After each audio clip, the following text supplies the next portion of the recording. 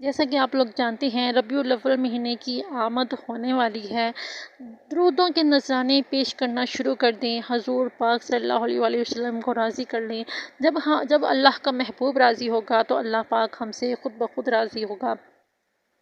کیونکہ اللہ پاک تک پہنچنے کا رستہ جو ہے وہ حضور پاک صلی اللہ علیہ وآلہ وسلم کی تعلیمات پر عمل کر کے ہی ہو سکتا ہے۔ حضور پاک صلی اللہ علیہ وآلہ وسلم کو منانا ہوگا، اگر ان پر درود و سلام پڑھیں گے، ان کی تعلیمات پر عمل کریں گے، جن چیزوں سے انہوں نے روکا ہے ان چیزوں سے باز رہیں گے، وہ کام نہیں کریں گے، تو بے شک حضور پاک صلی اللہ علیہ وآلہ وسلم ہم سے خوش ہوں گے۔ اور جب حضور پاک صلی اللہ علیہ وآلہ وسلم ہم سے خوش ہوں گے تو اللہ پاک تو ہم سے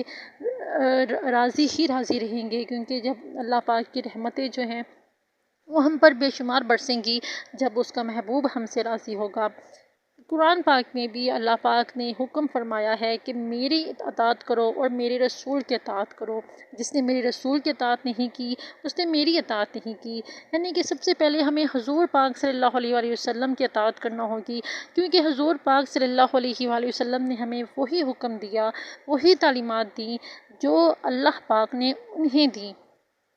اللہ پاک نے جو حضرت جبرائیل علیہ السلام کے ذریعے، وحی کے ذریعے جو تعلیمات حضور پاک صلی اللہ علیہ وآلہ وسلم تک پہنچائیں، وہی تعلیمات حضور پاک صلی اللہ علیہ وآلہ وسلم نے ہم تک پہنچائیں۔ حضور پاک صلی اللہ علیہ وآلہ وسلم اپنی تا حیات 63 سال تک جو وہ حیات رہے، ہمارے سامنے رہے، لوگوں کے بیچ میں رہے،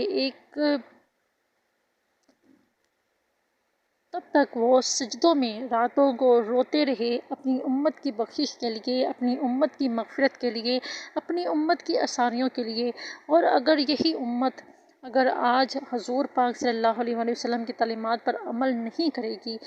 ذرا غور کیجئے کہ انہوں نے ہمارے لیے کتنی آسانیاں پیدا کر دی ہیں۔ اگر معراج کی شب کا واقعہ دیکھیں تو ہمیں پتہ چلتا ہے کہ انہوں نے کتنی بار اللہ پاک کو نے انکار کیا ہوگا، کتنی بار نمازوں کا جب حکم ملا تو کتنی بار انہوں نے نمازیں کم کروانے کے لیے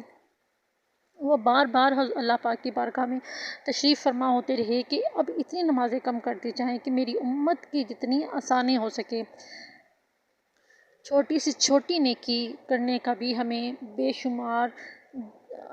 دگنا جو ہے وہ اجر ملتا ہے۔ اگر ہم کہیں رستے میں سے گزر رہے ہیں اور اس نیت سے ہم رستے میں سے اگر کوئی پتھر پڑا ہے وہ ہٹا دیتے ہیں کہ کسی کو ٹھوکر نہ لگے، تو اس پر بھی ہمیں کتنا اجر و ثواب ملتا ہے۔ اگر کوئی کانچ کا ٹکڑا پڑا ہے اس نیت سے اٹھا دیں کہ کسی کو لگ نہ جائے، تو اس سے ہمیں کتنا ثواب ملتا ہے۔ ایک چھوٹی سی سوئی تک اگر ہم رستے سے ہٹاتے ہیں کہ اس سے کسی کو کوئی نقصان نہ ہو، تو اس کا ہمیں کتنا ثواب ملتا ہے۔ اگر ہم دیکھیں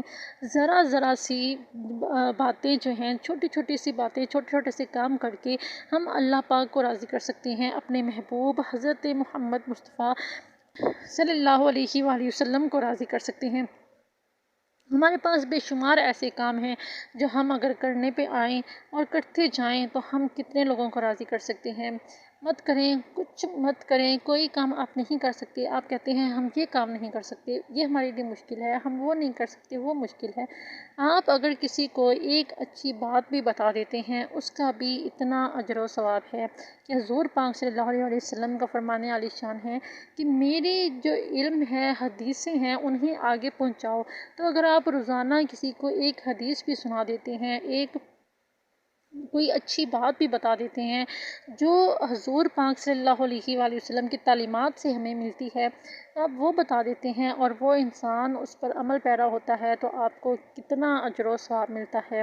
کہ یہ آپ کی سوچ بھی وہاں تک نہیں پہنچ سکتی جتنی تعداد میں ہمیں ثواب ملتا ہے۔ اگر آپ گناہ گار ہیں، گناہ ہو جاتے ہیں، انسان خطا کا پتلا ہے، شیطان کا کام بھٹکانا ہے، شیطان ہمیں گمراہی کے رستوں پر لے جاتا ہے، بھٹکاتا ہے، تو اللہ سے توبہ کریں۔ اللہ پاک نے توبہ کے دروازے کھول رکھے ہیں کہ میرا بندہ مجھ سے جب بھی توبہ کرے گا میں اس کی توبہ قبول کروں گا، اسے معاف کر دوں گا، اس کے پچھلے سارے گناہوں کو معاف کر دوں گا۔ تو بہتر ہے کہ ابھی وقت ہے، آپ لوگ توبہ کریں، اللہ سے معافی مانگیں، جو گناہ ہو چکے ان کو بھول جائیں، ان کو لے کر اللہ سے توبہ کریں، اللہ سے معافی مانگیں، روئیں گر گڑائیں۔ بے شک اللہ پاک بہت بڑا ہے، معاف کرنے والا ہے، رحم کرنے والا ہے، کرم کرنے والا ہے۔ اگر کسی کا دل دکھایا ہے، کسی کو تکلیف پہنچائی ہے، کسی کا کوئی حق، کوئی حصہ آپ نے لے لیا تو اس کو واپس کریں۔ اگر نہیں دے سکتے تو اس کے بدلے اسے جا کے اقرار کریں، اس سے معافی مانگیں کہ میں یہ نہیں، مجھ سے یہ غلطی ہو چکی ہے، میں بھٹک گیا تھا، بہک گیا تھا، لالچ میں آ گیا تھا، کچھ بھی جو آپ نے کیا عمل، اس کے عمل کے آپ اس سے معافی مانگیں اور اس کے بعد اللہ پاک سے معافی مانگیں، کیونکہ اللہ پاک اپنے حقوق تو معاف کر دیتا ہے، لیکن حقوق العباد جو ہے وہ اللہ پاک تب تک معاف نہیں کرتا جب تک وہ بندہ معاف نہیں کرتا۔ تو اس لیے بہتر ہے کہ جب تک آپ حیات ہیں، آپ کی زندگی ہے، اللہ پاک آپ کو عمر خضری عطا فرمائے، اچھی صحت اور تندرستی والی زندگی عطا فرمائے، آپ لوگ اللہ پاک سے توبہ کریں، اپنے گناہوں کی معافی مانگیں، کسی کا دل دکھا ہے تو اس سے معافی مانگیں، کسی کی کوئی چیز آپ نے لے لی اس کو نہیں معلوم تو ان سے معافی مانگیں، کسی کے رشتے میں درار آپ کی وجہ سے آئی ہے تو اس چیز کی معافی مانگ کر ان کو سلجھائیں، تاکہ آپ کے اوپر سے گناہوں کا جو بوجھ ہے، جو انبار لگا ہے، وہ کم ہو جائے، کیونکہ ان سب کو آپ ہی کم کر سکتے ہیں۔ آپ نے خود یہ اپنے اوپر اتنا بوجھ جو ہے وہ اپنے کندھوں پر ڈالا ہے، اسے آپ خود ہی الگ کر سکتے ہیں، کوئی دوسرا آ کر انہیں نہیں ہٹا سکتا۔ ہمارا کام آپ کی اصلاح کرنا ہے، آپ کو بتانا ہے، آپ کو سمجھانا ہے، باقی جیسے آپ کو بہتر لگتا ہے، جس طرح لگتا ہے وہ کریں، لیکن بہتر یہی ہے کہ اب ربیع الاول کا مہینہ شروع ہونے والا ہے، آج یا کل ربیع الاول کا چاند جو ہے وہ انشاءاللہ عز و جل نظر آ جائے گا۔ دعا کریں، اپنے لیے دعا کریں۔ روایت میں ہے کہ چاند کو، ربیع الاول کے چاند کو دیکھ کر آپ سورۃ الاخلاص اور سورۃ الکوثر پڑھ کر جو بھی دعا مانگتے ہیں وہ اللہ تعالیٰ اسے قبولیت کا شرف عطا فرماتا ہے، وہ دعا جو آپ کی ہوتی ہے وہ قبول ہونے لگتی ہے، اور اس کے ساتھ 70,000 فرشتوں کو اللہ پاک آپ کے لیے دعا کرنے کے لیے مخصوص کر دیتا ہے کہ میری اس بندے کے لیے دعا کرو، تو وہ جو 70,000 فرشتے ہیں وہ آپ کے لیے دعا کرتے ہیں۔ تو دعا کریں کہ اللہ پاک ہمیں ہدایت دے، اللہ پاک ہمیں ہمارے جو کام، ہماری جو دعائیں ہیں وہ جو رکی ہوئی ہیں، جو ایسے گناہ ہیں ہمارے جو ہماری ان دعاؤں کو پورا نہیں ہونے دیتے، اللہ پاک ہمارے ان گناہوں کو اپنی رحمت سے، اپنی کرم سے مٹا دے، ان گناہوں کو ختم کر دے اور ہماری وہ دعائیں جو ہیں وہ قبول کرے۔ اللہ پاک ہمیں ہدایت دے، سیدھے راستے پر چلنے کی توفیق عطا فرمائے۔ اللہ پاک ہمیں ہمارے پیارے نبی حضرت محمد مصطفیٰ صلی اللہ علیہ وآلہ وسلم کی تعلیمات پر عمل کرنے کی توفیق عطا فرمائے کہ جو انہوں نے ہمیں تعلیمات دی ہیں ہم ان پر عمل کر سکیں، ہمیں اتنی آسانی اور اتنا سکون عطا فرمائے کہ ہم بہت آسانی سے خشوع و خضوع کے ساتھ ان تعلیمات پر عمل کر سکیں اور آگے لوگوں تک بھی ہم ان تعلیمات کو